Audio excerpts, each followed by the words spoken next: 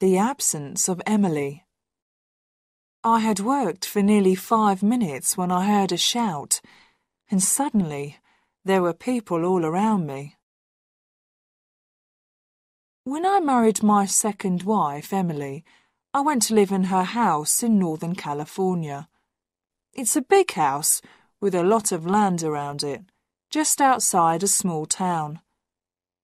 The next house is almost exactly the same, and that belongs to Emily's sister, Millicent. Millicent and Emily. Sisters, but completely different in looks and in character.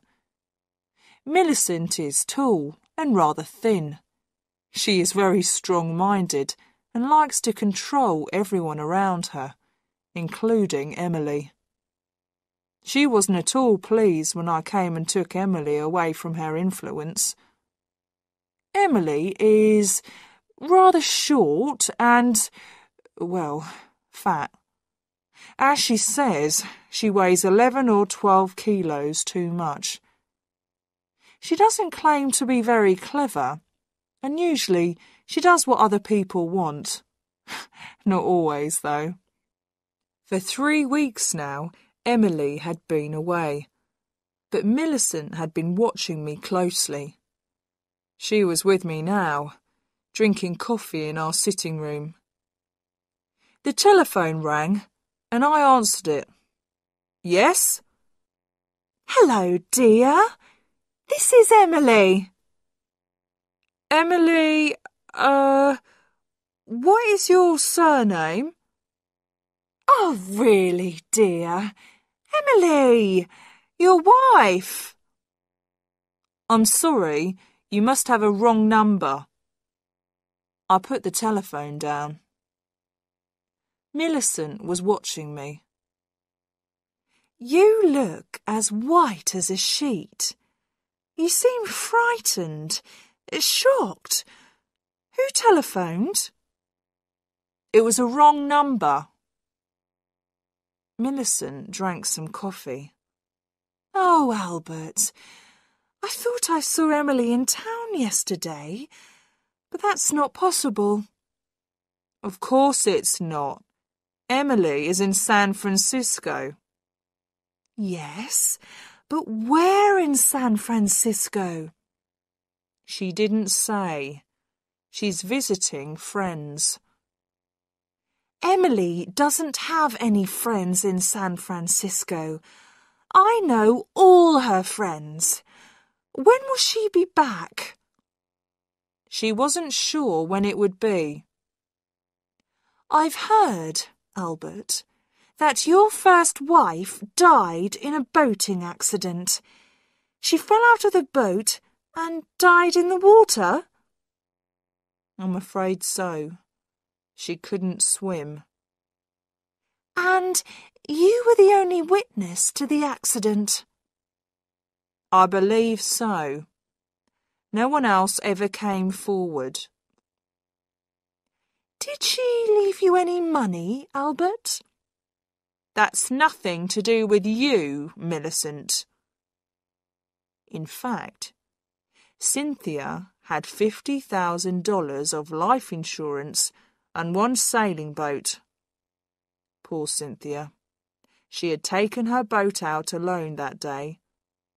I had seen the accident from the boat club and rushed out in another boat, but it was too late to save her. Millicent finished her coffee and left. When she had gone, I went for a walk through the woods behind the house. I walked to an open space between the trees, which had a little stream running through it. How peaceful it was here. Quiet. A place to rest. I had been coming here often in the last few days. I sat down on a fallen tree near the stream and thought about Emily and Millicent. Their houses and land were very similar, so you would expect them to be equally rich. But this was not the situation, as I discovered after my marriage. Emily owned her house and the land around it, but she could not afford to employ people to look after them. Millicent, on the other hand, employed a lot of people in her house, and even a lawyer to look after her money. She must have $1 million at least. On Tuesday afternoons, I usually go to the supermarket in town.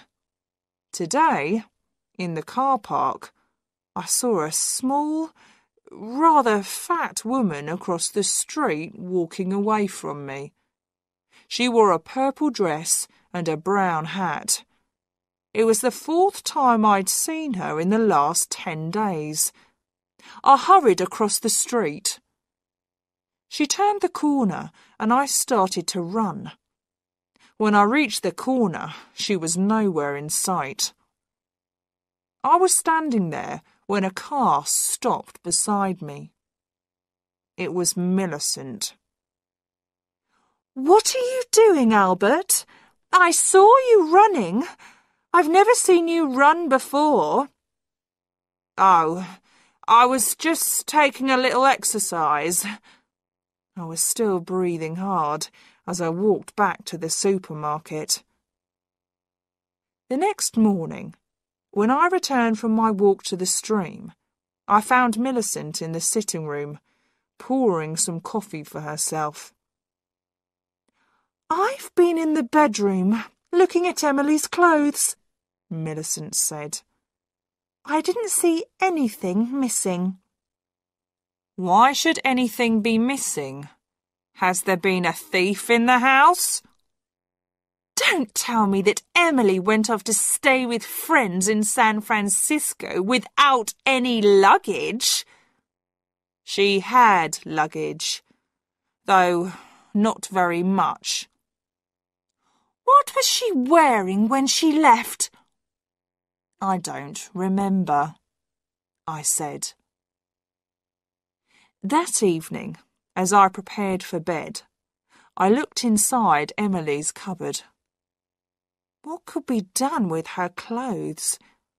Perhaps I should give some away. I woke up at 2 in the morning.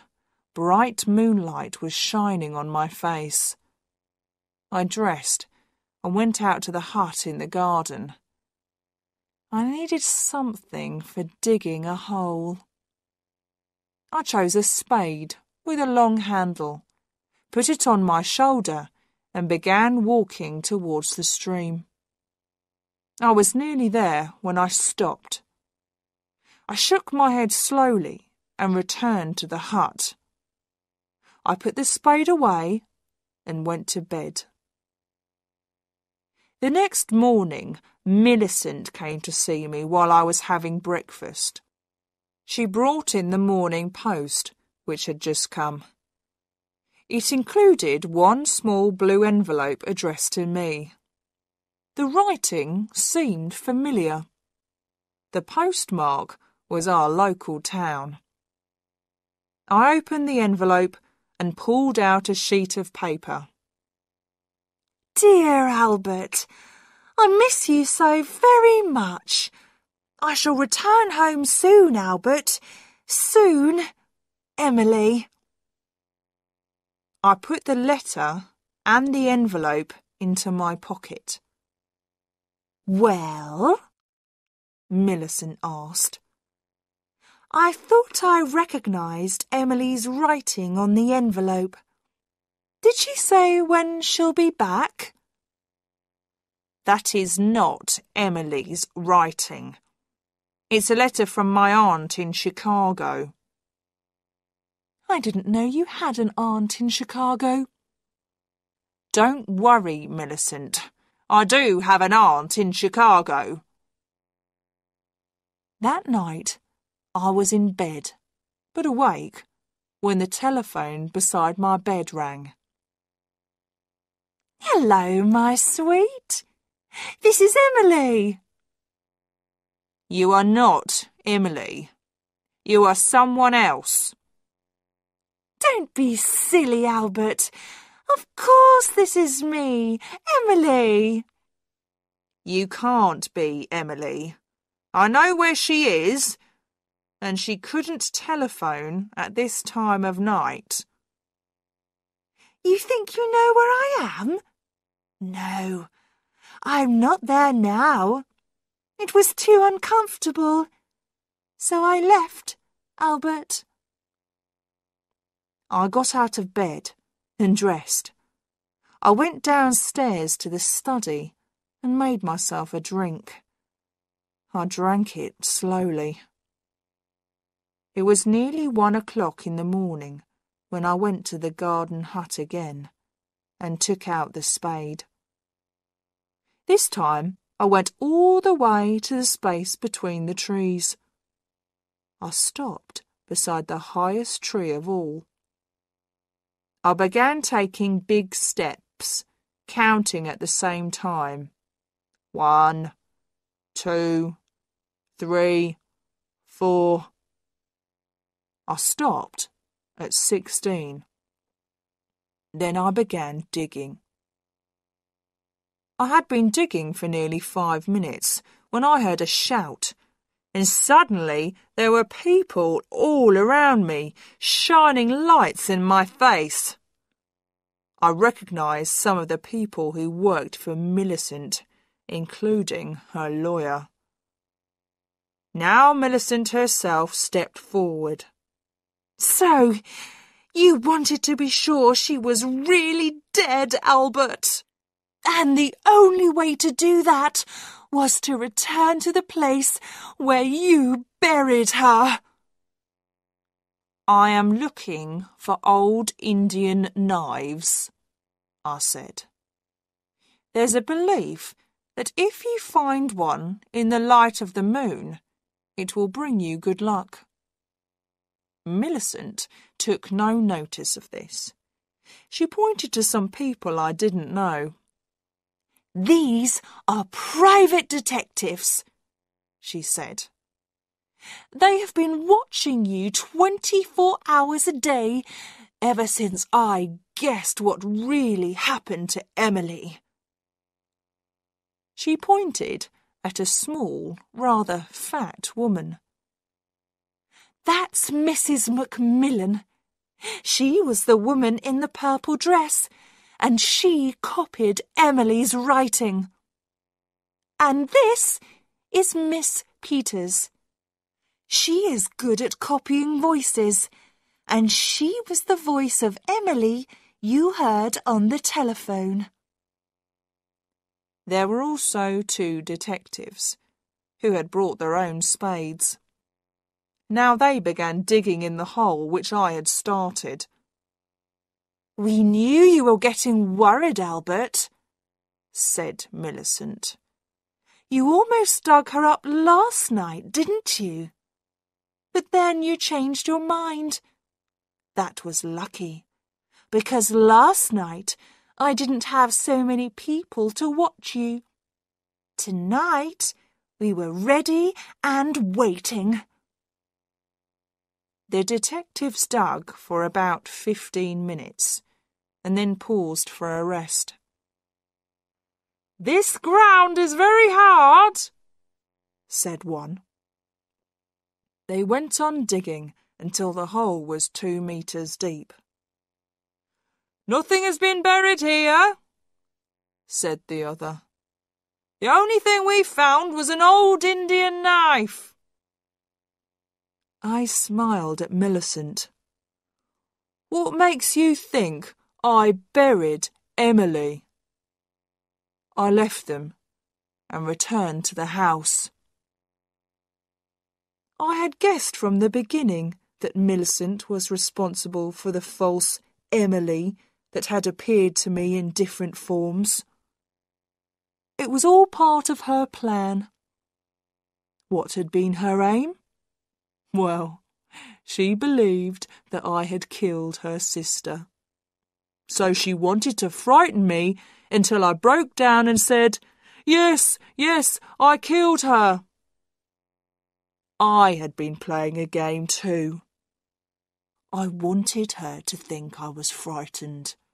And of course, I wanted her to think I had buried the body in that place in the woods. Now I was in a strong position. She had called me a murderer in front of all those witnesses. I could take the matter to a court of law and demand a large sum of money from her. But she wouldn't want to let that happen. She wouldn't want the world to know she had been stupid. She would prefer to pay those people to keep silent. Would that be possible? Well, it would help if I supported her story and said that nothing had happened at all. And I would do that for Millicent, if she gave me some money, a large amount of money. At the end of the week, my telephone rang. This is Emily. I'm coming home now, dear. Oh, great. Did anyone miss me? They certainly did. You haven't told anyone where I've been these last 4 weeks, have you, Albert? Especially not Millicent. I told her you were visiting friends in San Francisco. Oh, dear. I don't know anybody in San Francisco. Did she believe you? I don't think so. Well, I couldn't tell her I was going to a health farm to lose weight. I would be ashamed. And I wasn't sure that I would manage it. But I have, Albert. I have. I've lost 14 kilos. My figure must be as good as Cynthia's now. Well done, Emily. That's great. Why is Emily jealous of my first wife? They each have their place in my heart. Yes, but now none of my clothes will fit me. I'll have to get a lot of new clothes. Do you think we can afford it, Albert? Ah, we can now, with some help from Millicent.